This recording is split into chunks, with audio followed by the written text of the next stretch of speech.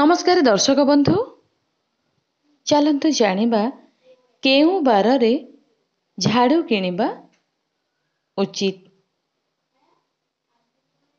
तेणु सेही दिन निश्चिंत भावरे एक झाड़ू किनिकी घर को नहीं आसंतु।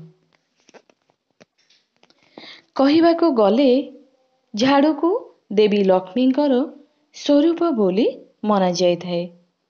आहुरी मध्य मान्यता रही कि घरर झाड़ू को बाहर लोकों ठारू लुचेई रखिबा उचित।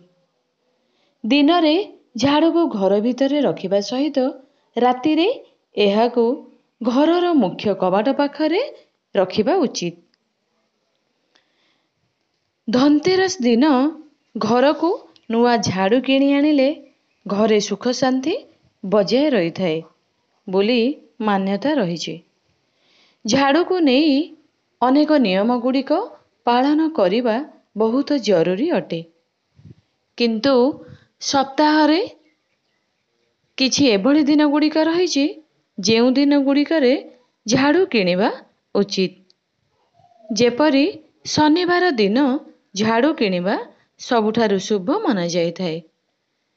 कुहा जाए कि धनतेरस दिन जेउ वस्तु किना जाय थाए ताहा घर पाई बहुत शुभ साब्यस्त होइथाए।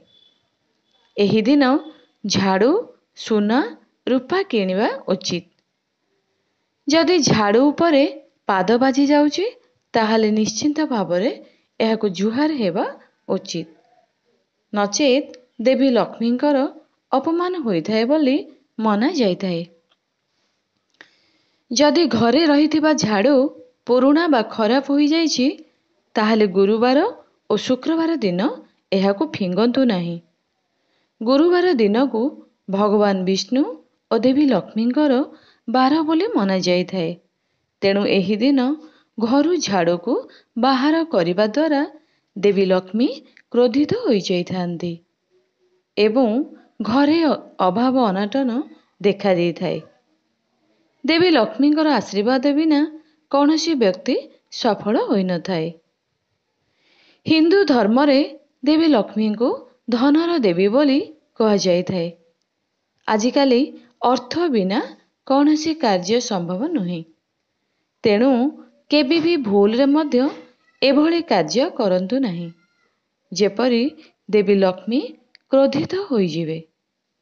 जदि देवी लक्ष्मी और भगवान विष्णुंकर कृपा लाभ करने चाहूँगी ताहाले सचोट होई किछि नियमर पालन करंतु। देखिबे आपणकर जीवन सुखरे भरीजिवो। जदि घरे रहिथिबा झाड़ू पुरुणा बा खराब होई जाइछि ताहाले ताहाको खूब शीघ्र फिंगी दियंतु। एहा सहित मंगलवार और शनिवार दिन आपण नुआ झाड़ू किनी पारिबे। मंगलवार और शनिवार दिन झाड़ू किनिबा घर पई शुभ होइथाए। एहा द्वारा घरर आर्थिक परिस्थिति सुदृढ़ होइथाए। जदि आपण कृष्ण पक्षरे झाड़ू किनिबे ताहाले एहा आपणक पई मध्य शुभ साब्यस्त होई पारे। तेणु झाड़ू किनिबा पूर्वरु एथिप्रति ध्यान रखंतु। एहा द्वारा आपण सर्वदा सुखरे जीवन अतिबाहित करिवे।